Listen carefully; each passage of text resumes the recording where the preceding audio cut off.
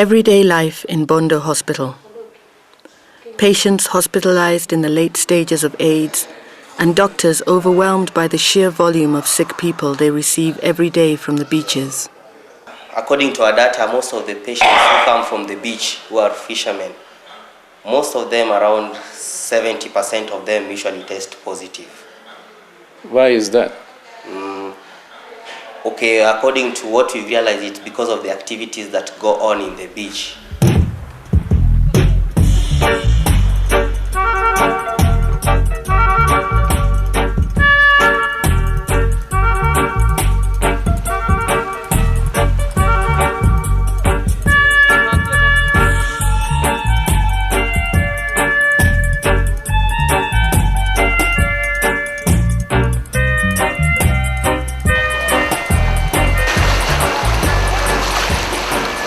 Every home is affected. You will hardly find any home that had never been affected by HIV virus. You will find that there are some homes that are left without the parents, children are left alone.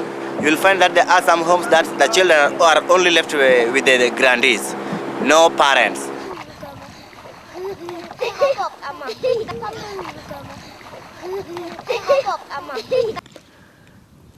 Lake Victoria is home to one of Africa's biggest fishing industries and a population devastated by AIDS. Here the men man the boats, but the business is run by women. Competition between these women is fierce. Everything rests on the catch and whoever manages to get their hands on it.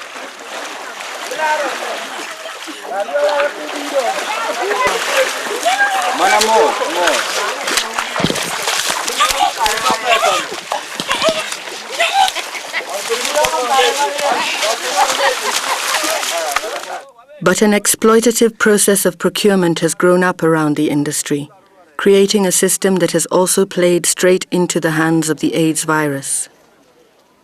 It is called the Jaboya system and describes the relationship between the fishermen and the women who buy their fish. Frequently, this relationship is sexual. Women who offer sex to the fishermen stand a better chance of getting fish. Give me a rich. Kagianam to give me a rich tamiogi pesa. To mondo mi utudru kodgi ka gibi rech. Mana kibedo siepne. Munyalo timo kode sex. Kor kunyalo mi rech. To kama no onge to kunyalo mi omai to miyo ngama chiel manyalo miye. Julia is one such Jaboya. Her husband died of AIDS, leaving her without support and no alternative but to join the Jaboya system. Okober to gimachuna mondo mi atim mano nikech yuto na onge kaka nyalo yudo. Adong kenda tadong gi nyithindo makie. Koro yo mora mora manyalo yudo godo pesa onge. Mak mana ka gimiya kamane kanyalo yudo kaka konyra gi nyithindo. Leaving little room for trust. Julia is yet to tell her lover that she is HIV positive because the consequences would be catastrophic for her and her young family. Okanyise to luoro makani kanyise to bro weya kurunge ka bro konyra.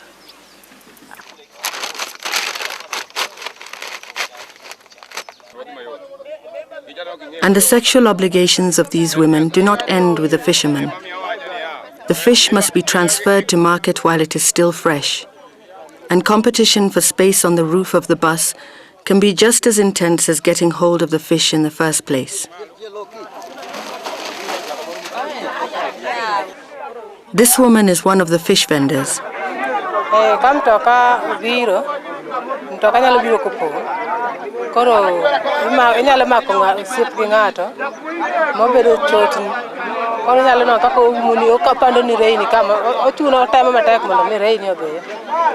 Nitiere jomoko manyalo bedo gi siepe kata kaka chakre gi tinam kadhi nyaka mtoka nyaka kata e chiro kucho.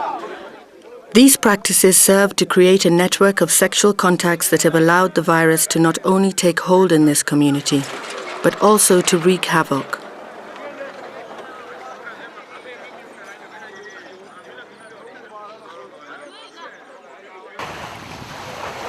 Ndeda Island is one of the worst hit communities in the area. From a 1997 population of 6,000, just 2,400 remain. Ignorance, by contrast, remains commonplace. Each morning, this woman comes down to the beach to help with the morning catch. And once the fish have been sold, she's on the lookout for a different catch. Wanda wuk mana yotanda naka. Kendo mana kuma antie bana kacha. Sicha moko kucho rach to koni ber. Nitie joma ohero kondom to nitie joma wacho ni pien gi pien. Koro jomoko ohero to jomoko ok ohero. An be koka dwaro pesa. Ng'ama onyisa ni ok odwar kondom, an kodi gi firi oketa nono. Ok anyal bedo gi luoro mar thogno nikech en gima nitiere. Ok anyal bedo gi luoro nikech en gima nitie. Sasa onyalo donjo kuoma, sasa onyalo donjo kuom ng'ato. Koro miyo atimo gigi ka onge gi luoro kata dichiel. And the impact of this fatalism is clear for all to see. 50 meters away, the body of a man who has died of AIDS the previous night lies cold on the floor, while his fellow fishermen try to raise enough money to get the body to the mainland and the mortuary.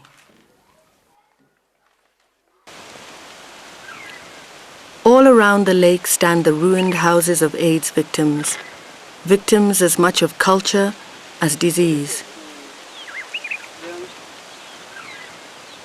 In addition to the widespread practice of polygamy, with some men marrying as many as 6 wives, local culture dictates that when a man dies, a close member of his family should inherit his wife. This is the grave for my co-wife, who died in the year 2002. And this is the grave for my husband. He was positive. Yeah, he had AIDS. And later on, my co-wife also died. And the same thing, the same disease. Margaret's husband died in 1997, leaving her alone with 6 children. But she thanks her Christian faith for giving her the courage to resist the social pressure to be inherited by her husband's brother. And because me, myself, I'm saved, I decided not to be inherited. And you know, when you are not inherited, and like my community, they cannot like me because they think I'm going against their customary. But you can stand by yourself and say, you are a Christian, you cannot accept to be inherited. And that is what happened to myself. But my co-wife accepted to be inherited, and maybe that is why she's no longer with us.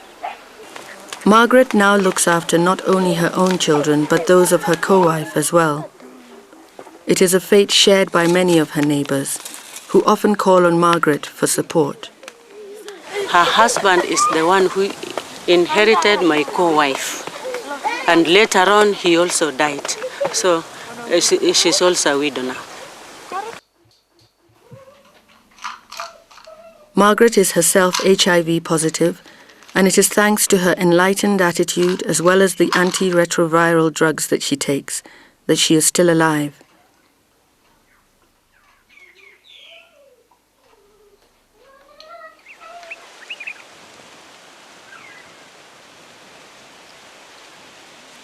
Everywhere there is evidence of the ignorance that prevails throughout much of the community.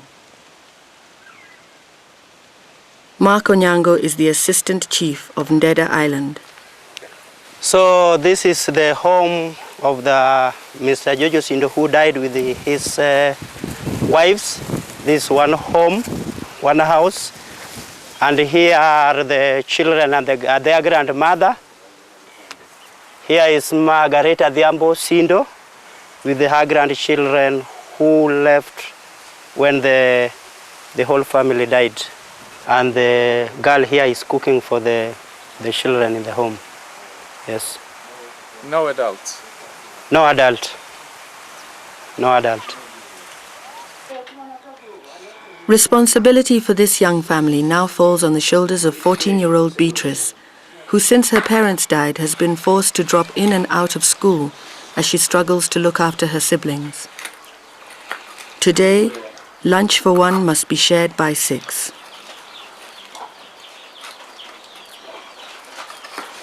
nutu atuoya bas koro kogik kar thone to nyiso mam magere ni en odhi to AIDS ema en godo. Seche moko wanindo kech, seche moko kadhi kadina mabiro atholo kadhi uso eka wachiem, ka onge to wanindo kech.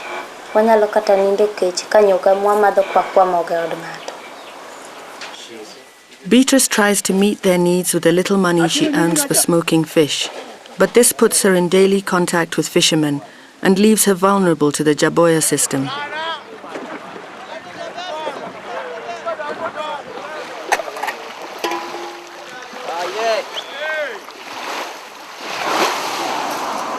Lazarus Ouma is an AIDS awareness campaigner who travels the beaches and islands trying to hammer home the message of prevention. But many people still deny the existence of HIV, believing the disease to be a curse visited on those people who break customary law. Lazarus's message often falls on deaf ears, except for an occasional moment of humor.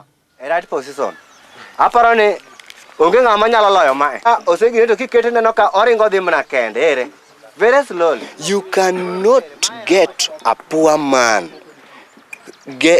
struggling for a transport, going to Bondo to and fro, simply for the test. Now, she or he will just stay here, not knowing the health status, simply because we are far away from the hospital. So they still go on doing their sexual immoralities without any preventive measures because they think they are okay. Okay. So the spread still goes on because they are not aware. Indeed, the only time that most HIV-infected people make it from the beach to the nearby town of Bondo comes when they arrive at the mortuary.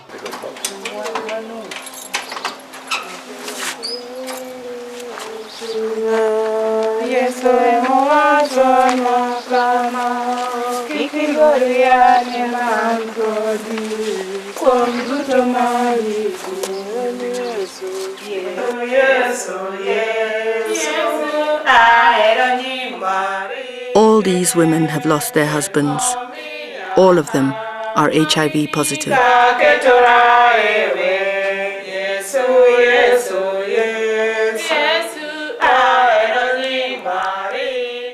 Perhaps the only winners of this tragedy are the mortuary owners.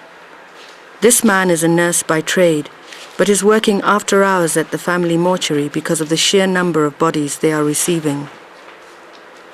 Okay, apparently we have 11 bodies, and most of the bodies that we are seeing here, they are people who have died of HIV/AIDS.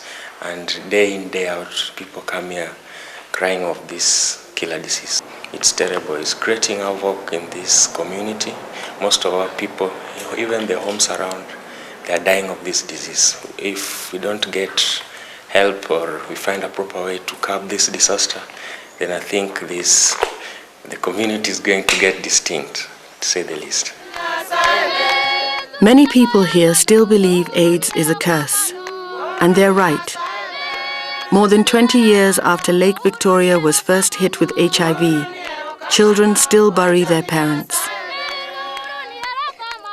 And these funerals look set to continue until the fishing community of Lake Victoria comes to realize that AIDS is a disease that can be prevented.